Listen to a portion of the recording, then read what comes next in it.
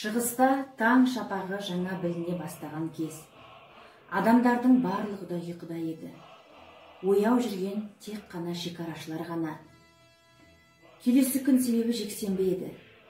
Кенет батыс жақтан қызылды жасылды оттар, гүрілдеген дауыстар шекараға тақап келді. Бұл 1941 жылдың 22 маусым күні таңғы сағат 4 еді. Фашистік Германия еш жарияламастан қарақшылықпен Кеңес одағына соғыс ашты. Ұлы отан соғысы басталды. Алайда сол кездегі соғыс тактикасын жақсы меңгерген әскерлер өз отаны үшін соғыстың алдыңғы шебінде неміс фашистермен соғысып, көптеген елді мекендерді азат етті. Әрине, соғыс уақытында қиыншылық та, аштық та болды. Бірақ сол кездегі адамдардың барлығының мақсаты бір еді. Ол жеңіске жету. Жауға қарсы тұру үшін Кеңес әскерінің қатарына 1.200.000-нан астам қазақстандық шақырылды. Солардың қатарында батыс қазақстандық Хамзин Ғайнолла, Латифолла Керейұлы, Төлеген Әбдірашұлы, Қажденов Дүйсенбай сынды ерлікпен шайқасқан аталарымыз туралы сөз қозғамақпыз. Хамзин Ғайнолла 1924 жылы Батыс Қазақстан облысы Талпын ауылында дүниеге кеп, 1943-1947 жылдары Совет армиясы қатарына алынып, Ұлы Отан соғысында Ленинград майданында 33-ші бөлімшеде инженер-сапер болған. 1947 жылы 1 мамырда за доблестный труд в Великой Отечественной войне медальмен марапатталған.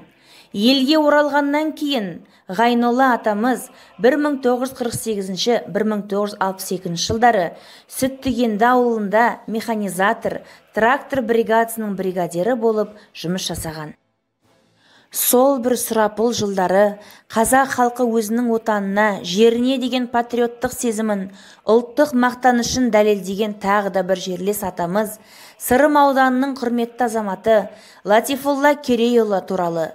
Ол 1925 жылы Жаңағала ауданының Нарынқұмының Толыбай ауылында дүниеге келген. Әкесі Керейден 4 жасында қалып, анасы Шынғаным 3 қыз 1 ұл тәрбиелей өсіреді. Жасы 18-ге жеткенде 1943 жылдың қыркүйек айында өз ауылынан 15 жігіт әскери қатарына шақырылып соғысқа аттанады. Мәскеуге барып, одан Украина майданына жаяу әскер ретінде жіберіледі. Латифолла Керейұлы 4 рет маршал атағын алған Георгий Константинович Жуковтың қарауында нөмір 232 взводта соғысты. Соғыста Латифолла атамыз ауыр жарақат алады. Алматы ауруханасына алып келеді. Бұл жерде 1946 жылдың ақпан айына дейін жатып, бірінші топтағы мүгедек болып шығады да елге оралады. Жасқанбаған жауыннан жарақта ерлігіңді аңыз қып таратты ел, қаһармандық дегенді кейінгі ұрпақ, жүздеріңе сендердің қарап білер, дей отырып, Төлеген Әбдірашұлы атамыз туралы сөз өрбітсек. Төлеген атамыз 1912 жылы Жымпиты уезінің Қызыл Мешіт деген жерінде дүниеге келген. 1941 жылы тамызда майданға аттанады. 2-ші Украина фронт танк бригадасы әскер арасында отан алдындағы борышын атқарды. 4 жыл соғысып, Ленинград, Киев қалаларын азат етуге атсалысады. Еуропа мемлекеттерін түгел өтіп, Берлинге 45 километр қалғанда жараланып, госпитальға түседі. Калининград қаласында емделіп, 1945 жылы елге оралып, өз еңбегін әрмен қарай жалғастырады. Ерлік сүйген еліңе салтың ұнар, жүздеріңде жанған от жарқылы бар, соғыс деген салмағын жалғыз сөздің, бүгін ұрпақ өздерің арқылығар, деп әскер қатарында жүрген студентімнің атасы Қажденов Дүйсенбай атамыз туралы айтып өтпей мүмкін емес. Менің әкем Қажденов Дүйсенбай 1922 жылы туылған, соғыс және еңбек ардагері. Ақжайық ауданы Қорайлысай ауылының тұрғыны. 1941 жылы майданға аттанып, бірінші Украина майданының құрамында Украина, Венгрия, Чехословакияны, Германияны азат етуге қатысқан. Ең соңы Берлинге дейін барып, Рейхстагқа тігілген тудың куәсі болған. Отан соғысы ордені, даңқ ордені, ерлігі үшін, Берлинді алған үшін тағы басқа көптеген медальдармен марапатталған. 1947 жылы елге оралып, еңбекке араласты. 1985 жылы қайтыс болды.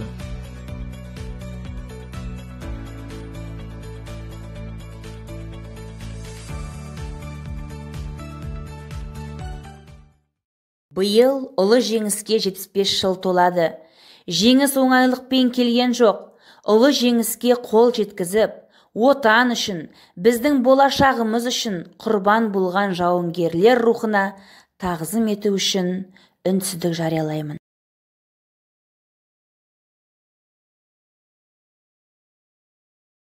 Рахмет. Кеңес одағының әр отбасы сұрапыл соғыстың зардабын көрді. Мыңдаған адам туған туысқандарынан, бауырларынан айырылды. Бүгінде олардың әрқайсысының есімдері мен ерлігі ұмытылмақ емес. Өкінішке орай, уақыт сол ұлы оқиғаларға қатысушыларды біздің арамыздан алып кетіп жатыр. Олар азайған үстіне азайып барады. Бірақ ешкімде ештеңені ұмытпауы тиіс. Себебі бұл біздің тарихымыз, біздің мақтанышымыз, біздің даңқымыз.